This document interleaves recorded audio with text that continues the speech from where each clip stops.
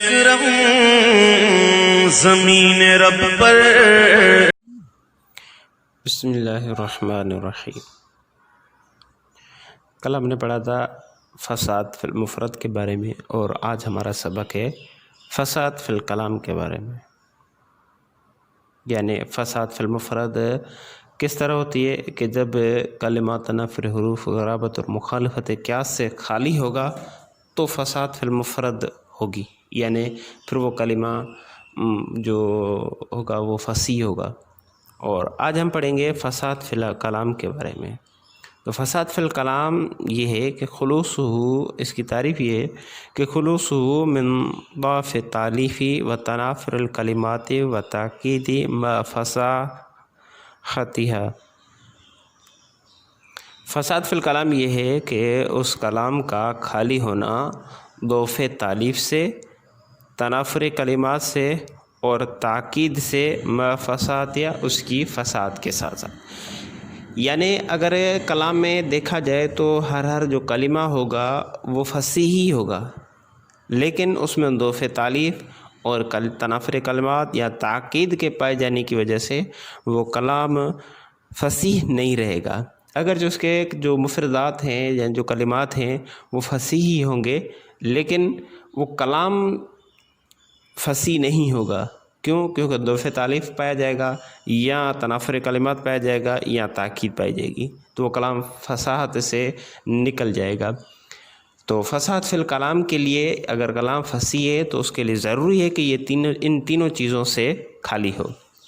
تو سب سے پہلے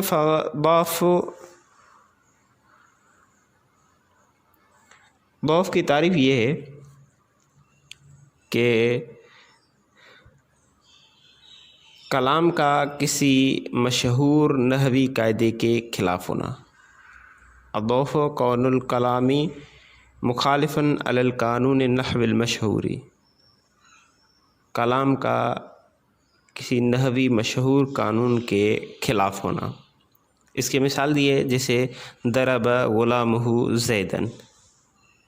اس مثال میں غلامہ کی جو ہا ضمیر ہے اس کا مرجع زیدن ہے، جو کہ لفظاً اور رتبتاً مؤخر ہے، اس وجہ سے اس میں اسمارہ قبل ذکر لازم آ رہا ہے، اور اسمارہ قبل ذکر لازم آنے کی وجہ سے یہ ناجائز ہے۔ اسمارہ قبل ذکر چونکہ ناجائز ہے، اسی وجہ سے ضرب غلامہ زیدن کلام فصیح نہیں رہا، کیونکہ اس میں ضعف تالیف پایا گیا۔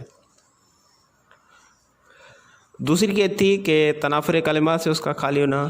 تنافر کلمات، تنافر کی تعریف یہ ہے کہ کلمات کا زبان پر ثقیل ہونا، اگرچہ ان میں سے ہر ایک فصیح تنافر کہلائے گا۔ یعنی اس کلمات کا زبان پر ثقیل ہونا، وہ جو کلام ہوگا وہ زبان پر ثقیل ہوگا، اگرچہ اس کے جو کلمات ہیں وہ فصیح ہوں گے، لیکن پھر بھی ہر ایک اگرچہ فصیح ہوگا، لیکن جب ان میں آپس میں ملیں گے وہ سارے کلمات تو زبان پر ثقل پیدا ہوگا۔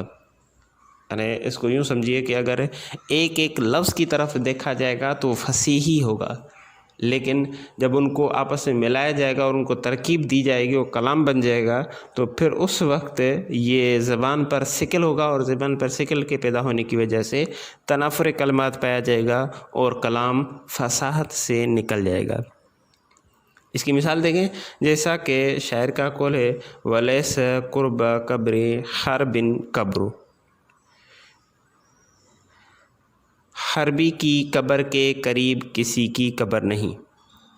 اب دیکھا جائے تو اس میں تمام کے تمام کلمات فصیح ہیں، لیکن قرب، قبری، حربن وغیرہ سب، لیکن قرب اور قبر ایک جیسے الفاظ کے جمع ہونے کی وجہ سے زبان پر ثقل پیدا ہو رہا ہے، کیونکہ اگر دیکھا جائے تو قرب اگر الگ ذکر ہو اور قبر الگ ذکر ہو تو پھر تو کوئی ثقل پیدا نہیں ہے، لیکن ان دونوں قرب، قبری جب ایک جیسے الفاظ جمع ہونے کی وجہ سے زبان پر ثقل پیدا ہوا، اور زبان پر ثقل کے پیدا ہونے کی وجہ سے تنافر کلمات پایا گیا، جس کی وجہ سے کلام فصاحت سے نکل گیا۔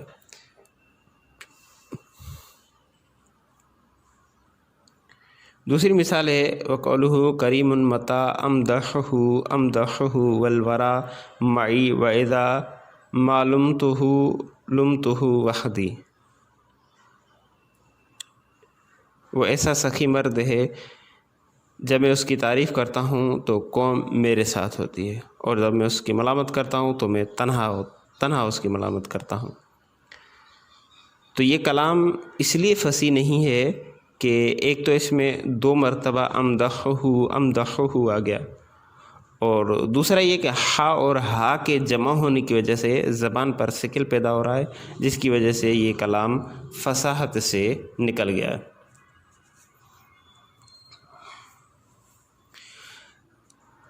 تیسری کہتی فساد فی الکلام میں کہ کلام تاکید سے خالی ہو۔ تاکید سے مراد کیا ہے؟ تاکید کی تعریف یہ ہے کہ کلام کی دلالت مراد پر ظاہر نہ ہو، کلام کی دلالت مراد پر ظاہر نہ ہو کسی خلل کی وجہ سے۔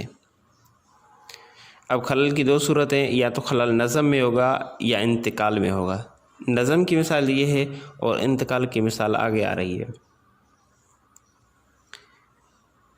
یہ حشام جیسا کہ نظم کی مثال ہے کہ وما مثلہ فی الناس الا مملکن ابو امہ حی ابوہ یقاربہ۔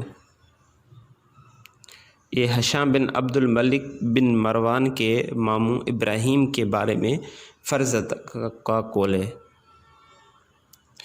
اب اس میں دیکھیں کہ کس طرح خلل پایا جا رہا ہے، نظم میں خلل کس طرح پایا جا رہا ہے۔ تو اس میں ایک خلل اس طرح ہے کہ ما مثلہ یہ مبدل منہ ہے اور حیون اس کا بدل ہے، اور ان دونوں کے درمیان فاصلہ آ گیا، ایک خلل یہ۔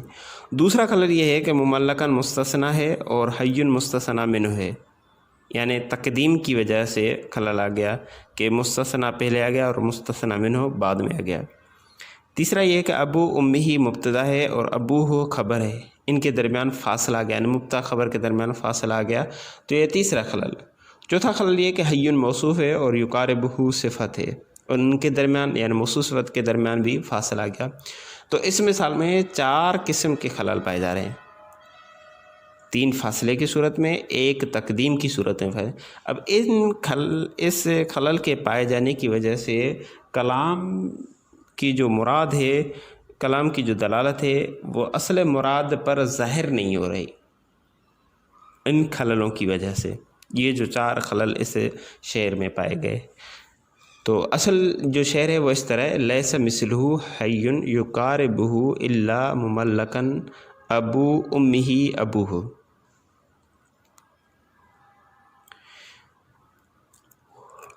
اس کا ترجمہ یہ ہے کہ نہیں ہے کوئی اس کی مثل زندہ آدمی جو اس کے قریب ہو سکے سوائے بادشاہ کے، اس کی ماں کا باپ اس کا باپ ہے۔ ترجمہ پھر شروع سے دیکھ لیجئے، وفی الکلامی، اور کلام میں یعنی فساد فی الکلام، خلوص من ضعف تالیفی و تنافر الکلماتی و تاکیدی و فصاحتہا۔ کلام کا خالی ہونا ضعف تالیف سے، تنافر کلمات سے اور تاکید سے اس کی فصاحت کے ساتھ ساتھ۔ فضاف اور فضاف تو ضعف یہ ہے، مثال نحو مثال ضرب غلامہ زیدن، و تنافر اور تنافر کا قول ہی جیسا کہ شاعر کا قول ولیس قرب قبری حرب قبر، حربی کی قبر کے قریب کوئی قبر نہیں ہے۔ وقولو اور دوسری مثال کریم متی امدحہ والورا معی واذا ما لمتہ وحدی۔ وہ ایسا کریم ہے، ایسا سخی بندہ ہے کہ جب میں اس کی تعریف کرتا ہوں والورا معی تو پوری قوم میرے ساتھ، پوری مخلوق میرے ساتھ ہوتی ہے۔ وَإِذَا مَعْلُمْتُ، اور جب میں اس کی ملامت کرتا ہوں تو میں اس کی ملامت کرتا ہوں اکیلے۔ وتاکید اور تاکید یہ ہے کہ اللہ یکون ظاہر دلالتی علی المراد لخللی اما فی النظم، تاکید یہ ہے کہ کلام کی دلالت مراد پر ظاہر نہ ہو کسی خلل کی وجہ سے۔ اما فی نظمی، یا تو وہ نظم میں ہوگی کا قول الفرزدقی فی خال ہشام، جیسا کہ فرض تک کا قول ہشام کے ماموں کے بارے میں، وہ میں نے بتا دیا کہ ہشام بن عبد الملک بن مروان کے ماموں ابراہیم تھے، اس کے بارے میں قول۔ وما مثلہ فی الناس الا مملکن ابو امہ حی ابوہ یقاربہ اے یقاربہ الا مملکن ابو امہ ابوہ، نہیں ہے کوئی اس کی مثل زندہ آدمی جو اس کے قریب ہو سکے سوائے بادشاہ کے اس کی ماں کا باپ اس کا باپ ہے۔ یہی ترجمہ یقارب الا مملکن کا ہے، کیونکہ ان کی ترکیب آگے پیچھے ہے تو اس لیے یہی ترجمہ ہے۔